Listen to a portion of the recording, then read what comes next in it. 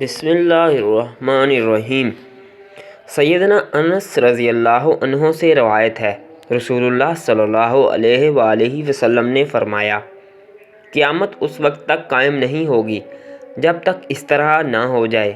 کہ علم اٹھ جائے گا، جہالت عام ہو جائے گی، مردوں کی تعداد کم اور عورتوں کی تعداد اس قدر زیادہ ہو جائے گی کہ 50 عورتوں پر ایک ایک مرد نگران ہوگا۔ سیدنا ابو ہریرہ رضی اللہ عنہ سے روایت ہے،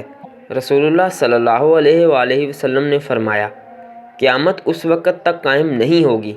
جب تک اس قسم کے حالات پیدا نہ ہو جائیں گے کہ ایک آدمی کسی قبر کے پاس سے گزرتے ہوئے کہے گا، کاش میں اس کی جگہ پر ہوتا۔ یہ اللہ تعالیٰ سے ملاقات کے شوق کی وجہ سے نہیں ہوگا بلکہ حالات کی سنگینی کی بنا پر ہوگا۔ سیدنا ابو ہریرہ رضی اللہ عنہ سے مروی ہے